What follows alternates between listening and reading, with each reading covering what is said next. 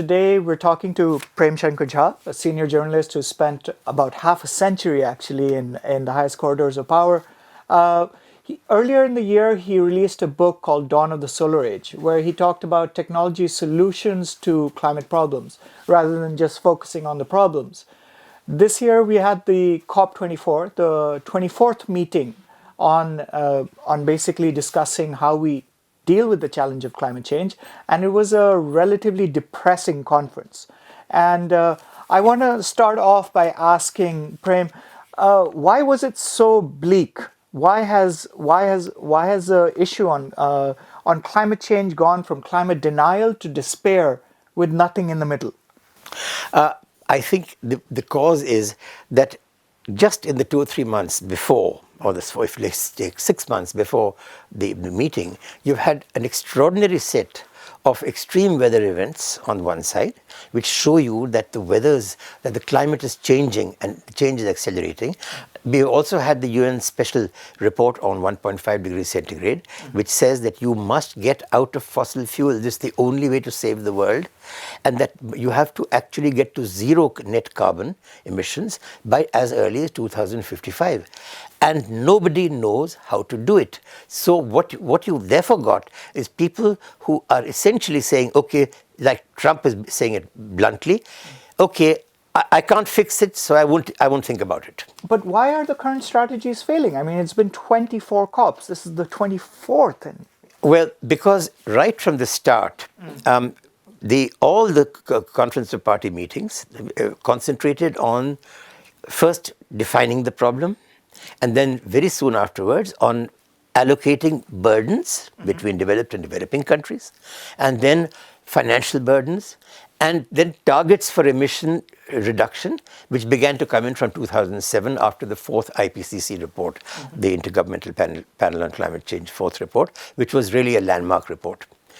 So from that point on, they have been talking now about emission reductions, and then it became a battle, who will reduce more? And the Kyoto Protocol essentially said that the developing countries don't have to worry, it's an industrial country problem. And long after the developing country emissions like China's exceeded that of even the US, we were still saying that. So we got into a kind of a logjam. It's a diplomatic logjam. It's a diplomatic logjam. And all this time, we never talked about how to do it. So now we are faced with a situation where we are running out of time. We know we have to get out of fossil fuels in a very short time, say 40, 50 years, 60 years at most, and we don't know how to do it. Hence despair. But as you were mentioning earlier in some comments to me, there were actually this was earlier addressed, technological solutions of getting out. What happened? There are technology solutions. In fact, my entire book is about that. But the fact is that one reason why technology, first we have to understand why technology was not discussed explicitly in COPO. It was because it was left to the market. Okay. We said that we'll create a clean development mechanism. The clean development mechanism will reward people who reduce fossil fuel emissions, and we will, by doing that, automatically that differential benefit will then push those who are the laggards into doing more, and that clean development mechanism turned out to be a damp squid. Basically, the idea was, don't disturb the market. Let the market find the solution. Market, in the end, has done some solutions. They have pushed very hard. That means the profit motive within the clean development mechanism has pushed very hard for two forms of renewable energy. One is wind energy, and the other is solar photovoltaic energy. These give you very quick returns. Okay. But in doing that, and this concentration upon the market, which means concentration upon profit, what has been calculatedly almost neglected is that neither of these two can meet more than a fraction of the world's needs for energy. So the question of shifting out of fossil fuel entirely doesn't even arise. Why? Because both give you only energy for some parts of the day and some parts of the year. Okay. The solar photovoltaic, of course, is direct sunlight. The wind energy, actually, there's a lot in the extreme north and in the extreme south. There's a lot. But even there's a problem of timing. the maximum wind energy available is in summer. Okay. Maximum requirement of energy in the house is winter. Another thing that this does not realize, the market has paid no attention to, is that if the question of replacing coal with wind energy, apart from intermittence, the people are talking of battery things and all that. Even if you had a battery which cost nothing, you would still not solve the other problem, that you require process heat for industry. And coal burning power plants, fossil fuel plants, are providing process heat and electricity. And if you can't separate the two. So here's what are the technologies that can replace? I'm so glad you asked that. There have been, right from the days of the World Commission on Environment and Development, which was the Brundtland Commission of 1988. Okay. In the energy panel, to which 30 years ago. 30 years ago. I was a member of the energy panel of that report, and we discussed extensively the kind of technologies that could actually move out of fossil fuels, because we were saying, or I certainly was saying, because I was the renewable energy member of the panel, that we have to think 25, 30 years ahead. The problem of exponential growth on a finite planet can only be resolved if you move our energy base to the sun. Solar energy. So from then I was saying that there are two basic things: solar energy, and at that time it was only solar thermal energy.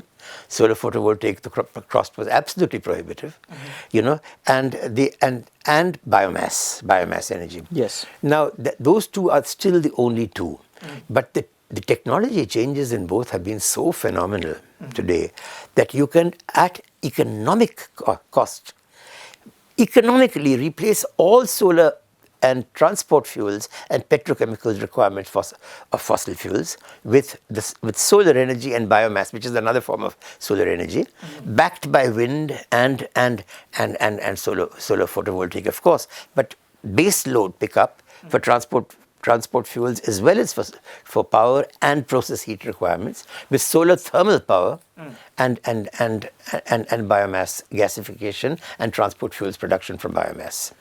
So let me ask you a very simple question, because this is technologically might be challenging. How do you replace the fuel in the tank of a diesel truck? You replace the fuel in the tank of the diesel truck with diesel.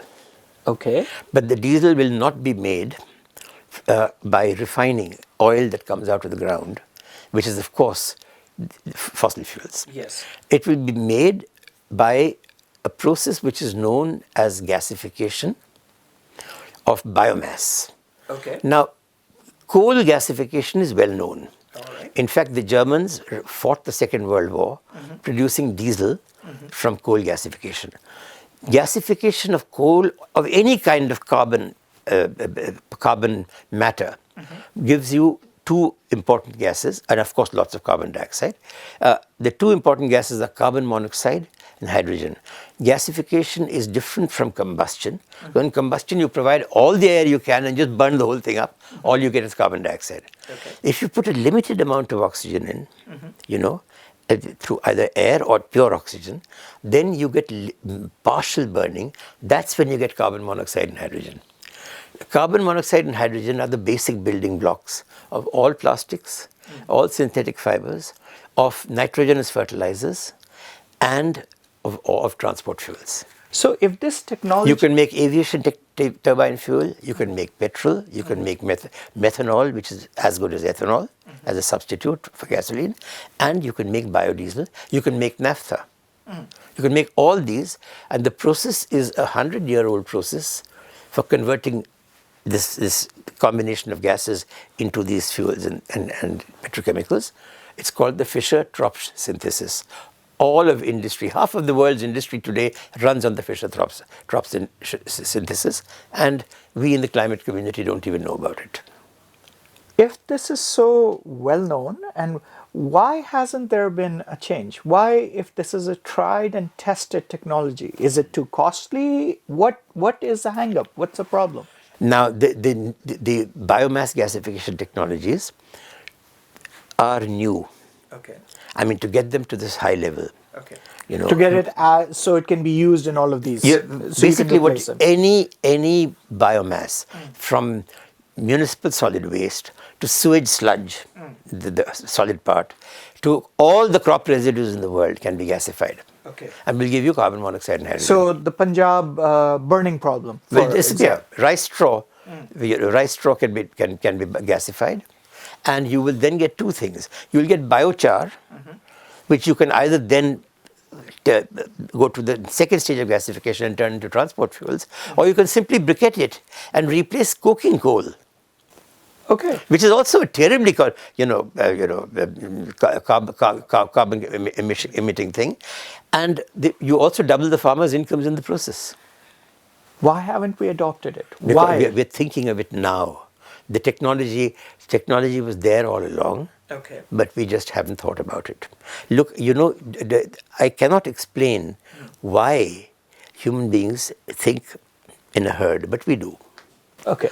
The main problem is that we got used over 200 years for getting our ideas from the West. And the West does not need these technologies. The West controls, through a huge military machine, all the oil in the world. The Western companies pump out this oil. Western profits are based upon this oil. Hear me, Omer. They do not want it disturbed. It's not simply the fuel lobby. It's not simply the oil lobby. It is that the defense lobby, the entire defense industries of the world. The US, for example, has, I think, 115 bases around the world to basically to protect sea routes through which oil and products can pass. But why hasn't a country like, let's say, China, which is also hugely dependent on import of oil, tried to break this? A very good reason. A very good question too. Thank you, Omer. First, China has huge coal deposits in the north. Second, the decentralization of planning, which took place in China in 1983, left investment decisions not only to each province and to each county within the province and each prefecture within each county, but to each, industrial township organization. And there are 60,000 of them in China. Now, the coal areas, the townships, they began to, there was already coal being brought out, but as the consumption began to rise, the demand growth was so fantastic, they began pouring out coal, and they began to get all the revenues from that, and the entire administrative costs in China are met in these areas from the revenues of coal. So it's not So just they don't want to give it up. your education, your housing, your hospitals, your roads, your bridges, everything. So they are doing it very gradually. But what the Chinese are doing is they're doing an intermediate stage, which I think is not really a stage at all, which is they're converting more and more coal into methanol. So you clean your cities at least, and because methanol is an extremely clean transport fuel. On the other hand, of course, you dirty your coal areas even more. Yes. So that is why every country has its own advantages and disadvantages. China is thinking of biomass now. They've set up the first biomass to transport fuels plant in Wuhan. The biomass gasification part of it is working very well. The transport fuels part, they didn't use the Fischer-Tropsch synthesis method. The Chinese company, it's called Sunshine Kaidi, tried to develop their own cheaper method, and they're having some teething troubles there. They will resolve them, but the point is, China is already going down that road with the first plant.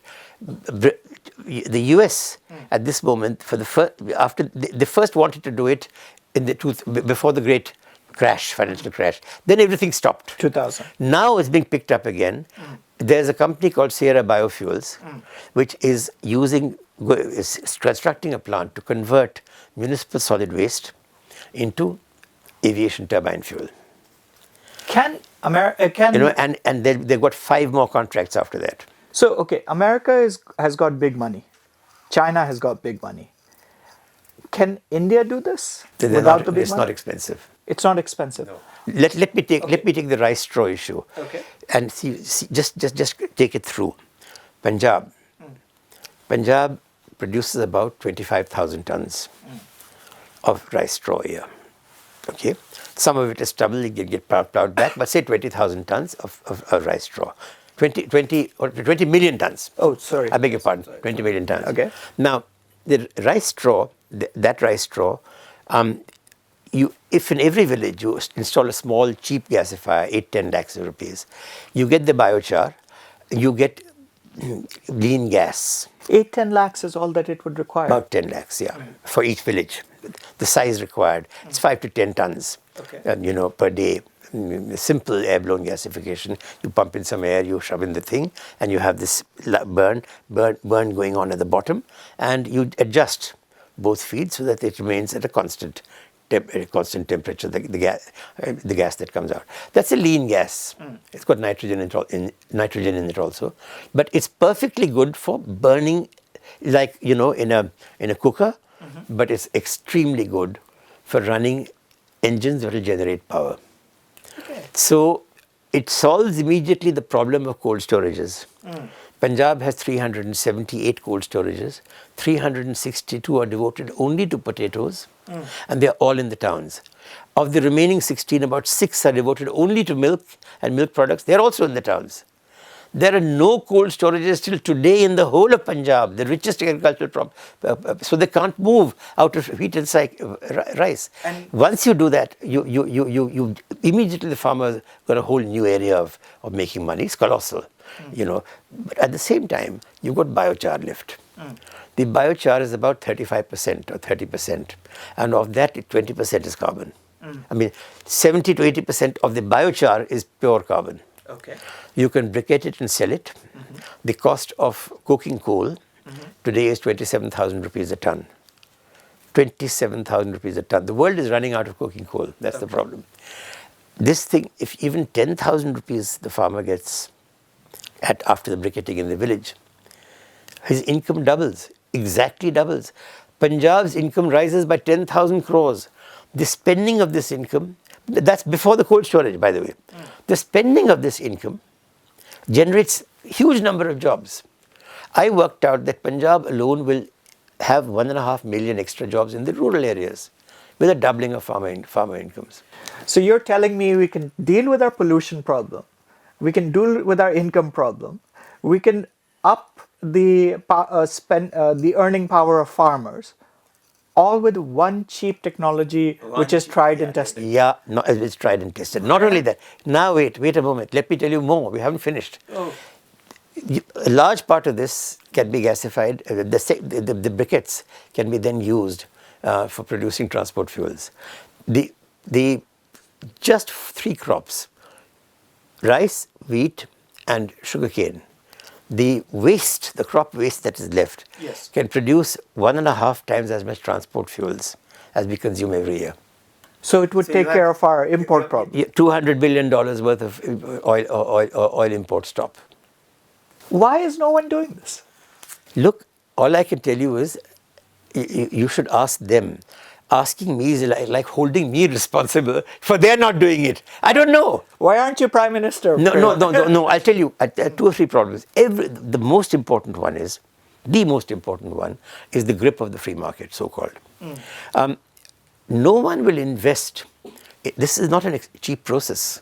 I'm talking about a 600 tons of biomass per day plant will cost $150 million minimum. Now that kind of money you will only invest if you're sure that you will be able to sell at an economic price. Now at this moment, your transport fuels from biomass is economic, but if the oil price drops again to 40, then it or 39, 35, the oil prices have been going. They went from $16 in 2003 to $158 in 2008, down to $50. Up to $60, down to $39, up to $100, stabilized a little at 90, 80, and they're around about 60 again. Now, who can, if you do not give them this long-term price purchase agreement? And only the government can do this. Governments can do this. Large airlines are doing. British Airways wants to do it. Qantas is doing it with a slightly different technology with a company from Texas. But that technology doesn't suit us necessarily for various reasons.